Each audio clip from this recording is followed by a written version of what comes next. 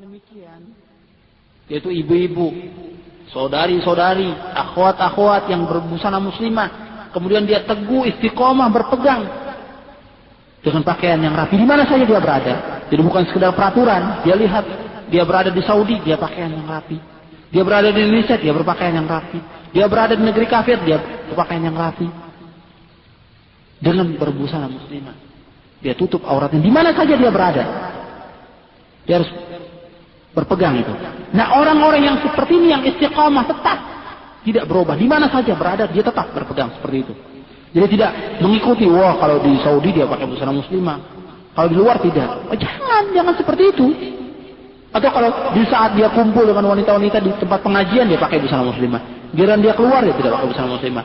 Giliran dia masuk masjid dia pakai busana muslimah. Giliran keluar masjid dia buka. Tidak boleh yang demikian itu. Dia harus tetap di mana saja dia berada. Dia boleh buka di hadapan suaminya, di hadapan anaknya.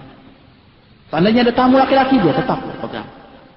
Dan memang di saat dia berpegang dengan yang seperti ini butuh kesabaran. Banyak cemooh, banyak celaan, banyak tantangan. Bahkan kadang tantangan itu, celaan itu bukan dari orang lain, dari saudara-saudara kita sendiri. Nah, orang-orang yang bersabar dalam berpegang kepada keterangan, pada nas Al-Quran dan Sunnah, kepada perintah Allah dan Sunnah Rasulnya, ini diingatkan oleh Rasulullah SAW. Rasulullah memberi kabar gembira. Rasulullah bersabda, "Inna min waraikum ayyam as-sabr lil mutamassik fihinna yawma idzin bima antum alayhi ajru 50 minkum." Qalu ya Nabi Allah, aw minhum? Qala bal minkum. Rawahu Tirmidzi wa Abu Daud wa sahhahahu Al-Albani. Artinya, sesungguhnya di belakang kalian ada hari-hari kesabaran. Orang-orang yang berpegang teguh pada hari itu mendapatkan pahala 50 orang dari kalian. Para sahabat bertanya, "Wahai Rasulullah, sebesar pahala 50 orang dari mereka atau dari kami?" Nabi bersabda, "Bahkan dari kamu. Itu minkum, dari kalian." Jadi pahalanya itu sama dengan 50 orang sahabat, orang-orang yang berpegang teguh kepada sunnah Rasulullah SAW, kepada Al-Quran dan sunnah. Di saat sudah semakin banyaknya fitnah. Hadis ini diriwayatkan oleh Imam Tirmidzi dan Abu Daud, dan hadis ini derajatnya sahih, sebagaimana disebutkan oleh Syekh Albani. Dan Rasulullah SAW juga mengingatkan tentang keadaan gharib umat ini, bahwa umat ini akan mengalami keadaan yang asing di tengah-tengah umat Islam. Di saat kita berpegang dengan Al-Quran dan Sunnah, di saat kita melaksanakan sunnah-sunnah Nabi, di saat kita menghidupkan sunnah-sunnah Nabi, di saat sunnah-sunnah Nabi sudah ditinggalkan oleh umat, kita hidupkan, kita laksanakan sunnah-sunnah ini, maka kita dianggap asing. Yang begini kita tidak usah khawatir. Karena Rasulullah SAW juga bersabda dalam satu hadis, "Innal Islama bada'a ghariba wa sayaudu ghariba kama bada fatuba lil ghuraba." Qila, "Wa man hum ya Rasulullah?" Qala, "Alladziina yasluhuna idza fasada an-nas." Rawahu Tirmidzi wa ghairuhu bi isnadin sahih. Rasulullah SAW bersabda, sesungguhnya Islam ini dimulai atau tersiar dalam keadaan asing dan akan kembali asing seperti permulaannya, bagaimana dia datang. Maka beruntunglah orang-orang yang asing. Rasulullah SAW ditanya, "Siapa mereka wahai Rasulullah?" Rasulullah menjawab, "Mereka adalah orang-orang yang saleh ketika manusia sudah rusak." Jadi mereka selalu dalam keadaan saleh, baik. Kata-kata yasluh, yaitu dia selalu mengislahkan, selalu memperbaiki orang yang lain. Dia memperbaiki orang lain. Dia selalu baik, istiqamah dan memperbaiki orang lain. Dia baik dan dia juga memperbaiki orang lain. Hadis ini diriwayatkan oleh Tirmidzi dan imam yang lainnya, dan hadis ini derajatnya sahih. Jadi perlu kita kesabaran dalam melaksanakan Islam ini. Ibu-ibu, saudari-saudari, ini kita butuh kepada kesabaran. Juga kepada bapak yang mempunyai istri, yang sudah beristri, yang mempunyai anak perempuan, ingat, kita perlu sabar. Laksanakan ini. Celaan terhadap diri bapak, diri ibu-ibu, diri saudari-saudari dan akhwat-akhwat, serta keluarga. Anti semuanya. Jelas harus punya kesabaran. Memang banyak celaan dan cobaan. Di saat kita melaksanakan yang hak, banyak cobaan. Nah, sabar kita. Dan kesabaran ini akan mendapatkan kebahagiaan. Allah berfirman dalam surah Ar-Ra'd ayat 24, "Salamun 'alaikum bima sabartum, fa ni'ma 'uqbad dar." Salam sejahtera untukmu karena kesabaranmu, dan sebaik-baik tempat kembali adalah surga. Ini orang-orang yang sabar akan mendapatkan kebahagiaan dari Allah SWT. Bapak, ibu-ibu, dan saudari-saudari yang dimuliakan oleh Allah, terutama kepada saudari-saudari dan kepada ibu-ibu dan akhwat-akhwat sekalian. Kalau tadi saya bicara tentang masalah jilbab, masalah hijab yang harus kita taati dan wajib kita taati perintah Allah dan perintah Rasulnya ini. Maka di sini saya akan bawakan tentang syarat-syarat hijab syar'i itu. Syarat-syaratnya bagaimana? Jadi syarat-syarat hijab atau jilbab yang memenuhi syarat. Jadi bagaimana jilbab itu? Karena kita lihat banyak orang memakai jilbab dengan berbagai model. Di Indonesia ini banyak kita lihat orang-orang yang memakai jilbab dengan berbagai model, dengan berbagai bentuk. Yang mana yang benar? Mungkin kalau kita di Saudi kita lihat perempuan-perempuan itu sama semuanya berpakaian hitam di saat mereka keluar rumah. Tapi kalau di negeri lain kita lihat berbagai macam. Maka kita lihat bagaimana keterangannya syarat-syarat jilbab itu, sebagaimana disebutkan oleh para ulama dengan mengutip hadis Nabi SAW. Jadi mereka menentukan syarat-syarat jilbab ini, tentunya mereka mempunyai dalil, nas, punya keterangan. Yang pertama, hendaknya hijab atau jilbab tersebut menutup seluruh badan. Itu syarat yang pertama. Kalau ada orang pakai jilbab, jangan tanggung-tanggung, jangan separuh-separuh. Dia harus menurut syariat. Sebab kalau seandainya dia tidak memenuhi syariat, nanti pakaian itu tidak diterima oleh Allah. Cara berpakaian dia yang dia ingin menutup aurat, kemudian dianggap sudah sempurna, ternyata di hadapan Allah salah perbuatan itu. Maka harus dia penuhi syarat-syaratnya menurut syariat ini. Jadi syarat yang pertama, kalau dia berjilbab, dia harus menutup seluruh tubuhnya. Dia tidak boleh terlihat lehernya, tidak boleh terlihat betisnya. Kalau ada orang yang pakai jilbab, rambutnya masih kelihatan kemana-mana. Menutupnya tidak sempurna. Dia harus tutup secara sempurna. Bagaimana Allah berfirman, "Waliyadridna bikhumurihinna 'ala juyubihin." Hendaklah mereka mengulurkan jilbabnya ke seluruh tubuh mereka. Jilbab adalah pakaian panjang yang menutup seluruh badan. Harus diulurkan dari atas kepala sampai ke bawah. Jadi menutup seluruh badan atau aurat wanita. Nanti saya jelaskan lagi tentang masalah muka. Tadi sudah saya jelaskan bahwasanya tentang masalah muka ada dua pendapat. Ada yang menetapkan tentang wajibnya menutup muka itu. Tapi ada juga pendapat ulama yang mengatakan tidak. Tapi sebaiknya kalau kita ingin terpelihara, kita juga tutup muka kita. Karena muka ini adalah tempat fitnah. Itu yang pertama. Kemudian yang kedua. Syarat yang kedua, hendaknya jilbab itu atau hijab itu tebal. Tidak tipis. Dan tidak transparan. Karena maksud dari hijab adalah menutup. Dia tidak dikatakan menutup atau tidak dinamakan hijab kalau seandainya sampai tembus pandang atau tipis. Seperti yang disebutkan dalam hadis tadi, kasiyatun ariyat, berpakaian tapi telanjang. Karena ingat bahwa fungsi pakaian adalah menutup aurat. Maka jilbab itu tebal, jadi jangan pakai pakaian yang tipis. Kalau mau pakai jilbab, dia harus berusaha dengan pakaian-pakaian yang tebal. Ya tentunya kita cari bahannya, bahan yang adem, bahan yang sejuk, yang tidak panas, harus diusahakan. Dan bahan-bahan itu ada. Kemudian yang ketiga, hendaknya jilbab atau hijab itu bukan merupakan perhiasan atau pakaian yang menyolok, yang memiliki warna-warni yang menarik sehingga menimbulkan perhatian orang. Jadi jilbab atau hijab itu bukan perhiasan. Jadi jilbab dan hijab itu jangan kita pakai dengan pakaian-pakaian yang warna-warni seperti yang kita lihat di Indonesia, warna-warni pakaian itu. Jadi jilbab usahakan dengan pakaian-pakaian yang sebagaimana disebutkan di dalam hadis bahwasanya para perempuan mereka berpakaian dengan pakaian-pakaian yang seperti jelas disebutkan dalam hadis itu sud, mereka hitam pakaiannya.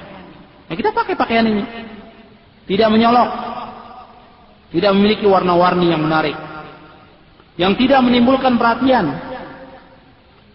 Jadi usahakan pakaian itu adalah pakaian-pakaian yang tidak menyolok. Ya, usahakan hitam, bagaimana kita lihat di Saudi, mereka kalau keluar rumah dengan pakaian-pakaian yang hitam. Karena begitu. Para wanita dulu zaman Nabi, mereka dengan pakaian-pakaian yang hitam. Jadi warna yang gelap. Jadi wala yubdina zinatahunna illa ma dhahara minha, dan tidaklah menampakkan perhiasan kecuali yang biasa tampak darinya. Yang keempat, hendaknya hijab atau jilbab tersebut tidak sempit. Yaitu tidak sempit, tidak ketat, tidak menampakkan lekuk tubuh dan aurat. Jadi jilbab itu harus luas, lebar, sehingga tidak menimbulkan fitnah. Karena ini kejadian, banyak kita lihat perempuan-perempuan pakai jilbab, tapi ketat. Jilbabnya ketat, sehingga terlihat bentuk tubuhnya. Bahkan ada juga yang pakai celana panjang, pakai jeans, blue jeans. Nah ini nggak benar. Dia usahakan pakaian-pakaian yang panjang dari mulai atas kepala sampai ke bawah. Jadi pakaian yang panjang, jilbab yang panjang, yang tidak potong-potong. Ada juga yang pakai potong untuk pakaian bawah lain, atas lain. Usahakan yang panjang, sehingga tidak terlihat bentuk tubuh atau tidak membentuk tubuh. Itu yang keempat, syarat yang keempat. Kemudian yang kelima, tidak memakai minyak wangi. Jadi saat dia keluar rumah, dia tidak memakai minyak wangi. Jadi kalau seandainya dia mau pakai minyak wangi untuk suaminya saja, untuk keluar rumah tidak dibolehkan. Karena ancamannya jelas dalam hadis Nabi. Dalam riwayat yang sahih Nabi bersabda, Innal mar'ata idza ista'tarat famarrat bil majlis fahiya kadza wa kadza, yani zaniyah. Rawahu ashabus sunan wa qala Tirmidzi hadza haditsun hasanun sahih. Rasulullah bersabda, sesungguhnya wanita apabila memakai minyak wangi lalu ia lewat pada suatu majlis atau melewati laki-laki, maka ia adalah seperti ini dan seperti ini. Yaitu Rasulullah umpamakan mereka adalah wanita pelacur, penzina. Hadis ini diriwayatkan oleh ashabus sunan, oleh Abu Dawud, Tirmidzi, Nasai dan Ibnu Majah, dan hadis ini berderajat hasan. Tirmidzi hadis ini hasan sahih. Dalam riwayat lain Rasulullah bersabda, Innal mar'ata idza ista'tarat famarrat 'ala al-qaum liyajidu rihaha fahiya zaniyah. Rasulullah bersabda, sesungguhnya wanita bila memakai minyak wangi kemudian lewat pada suatu majelis perkumpulan melewati laki-laki agar mereka itu mencium baunya, bau minyak wangi yang mereka pakai, si perempuan, minyak wangi yang si perempuan pakai, maka ia termasuk wanita zina. Begitu kerasnya Rasulullah SAW mengingatkan perempuan-perempuan kalau keluar dari rumah dia jangan memakai wangi-wangian. Jadi wangi-wangian itu khusus untuk suaminya, bukan untuk ke pasar, bukan untuk ke sekolah, ke masjid saja untuk beribadah. Rasulullah katakan barang siapa yang memakai minyak wangi pulang, dia harus mandi seperti mandi janabat. Sampai begitu Rasulullah kerasnya. Ke masjid untuk beribadah kepada Allah, kalau seandainya dia pakai minyak wangi disuruh pulang oleh Rasulullah SAW. Untuk beribadah, apalagi ke tempat yang lain, seperti ke pasar atau ke kuliah atau ke tempat-tempat lain, jelas tidak dibolehkan. Beribadah saja kepada Allah, tidak boleh ke masjid itu memakai minyak wangi. Jadi pakai minyak wangi untuk suaminya, di rumah untuk suaminya, tidak boleh dia pakai untuk keluar.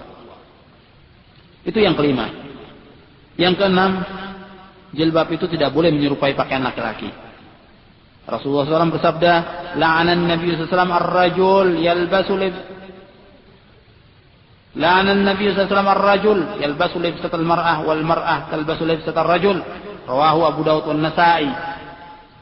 Nabi SAW melaknat laki-laki yang memakai pakaian perempuan dan perempuan yang memakai pakaian laki-laki. Dalam hadis yang lain, Nabi bersabda, "La'anallahu al-mukhannisin minar rijal wal mutarajjilat minan nisa." Rawahu Abu Dawud dan Nasa'i. Dalam hadis yang lain, Nabi bersabda, Allah melaknat laki-laki yang bergaya perempuan dan perempuan yang bergaya laki-laki. Jadi perempuan yang menyerupai laki-laki dalam pakaiannya, modelnya seperti perempuan-perempuan zaman sekarang yang kita lihat, begitu pula laki-laki yang menyerupai perempuan dalam pakaian, gaya bicara dan lain sebagainya. Ini dilaknat oleh Allah. Jadi dalam masalah seperti ini, setiap ibu-ibu, wanita-wanita, ini harus hati-hati. Kita jangan sampai terpengaruh dengan berbagai fitnah. Jadi kita usahakan harus berhati-hati terhadap masalah-masalah yang seperti ini, yaitu tentang masalah jilbab ini. Jadi usahakan kita perhatikan syarat-syaratnya. Kalau kita sudah pakai busana muslimah, kita tunduk dengan setunduk-tunduknya. Kita patuh dengan sepatuh-patuhnya. Jadi masuk dalam Islam secara kafah, jangan separuh-paruh. Kalau sudah pakai jilbab, ikuti syariat dan taati terus. Kita pakai sampai ajal menjemput kita. Sampai ajal itu menjemput ibu-ibu dan saudari-saudari dalam keadaan ibu-ibu dan saudari memakai busana muslimah. Ini yang diminta oleh Islam. Jadi syaratnya harus penuhi. Yang pertama, jilbab itu harus menutup seluruh tubuh. Yang kedua, jilbab itu harus tebal, tidak tipis, tidak transparan. Yang ketiga, dalam jilbab itu bukan berupa perhiasan, juga bukan pakaian yang menyolok, yang tidak memiliki warna-warni.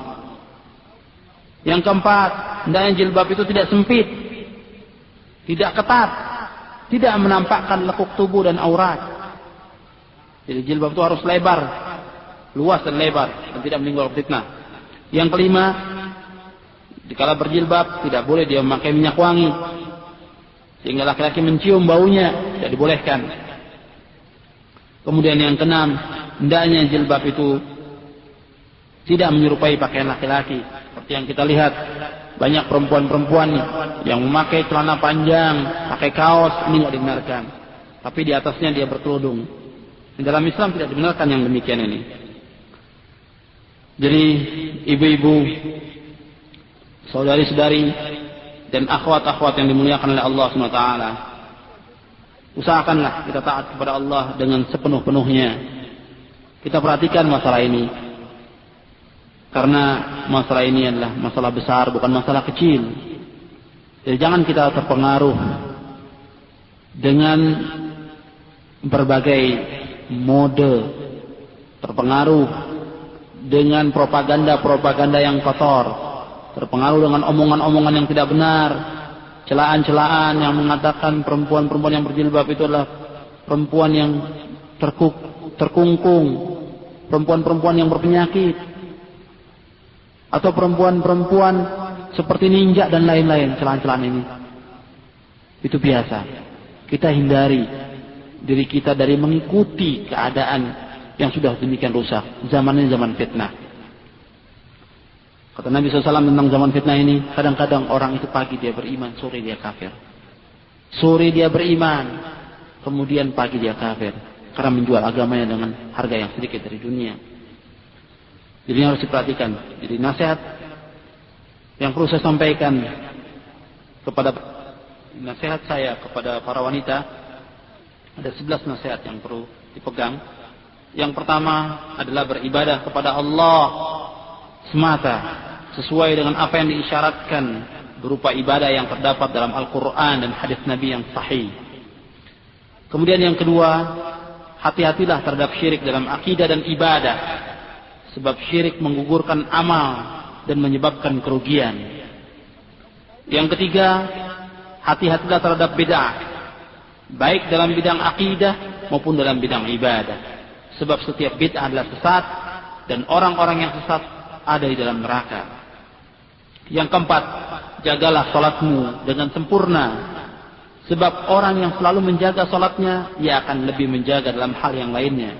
Dan orang yang meremehkan hal yang lainnya, jadi orang yang meremehkan salat, dia juga akan meremehkan yang lainnya. Jagalah kesucian, tumaknina, khusyuk dalam salat. Jangan sampai kamu mengakhiri waktumu. Jangan sampai kamu mengakhirkan waktu salat itu. Sebab seorang hamba apabila salatnya baik, maka seluruh amalnya baik.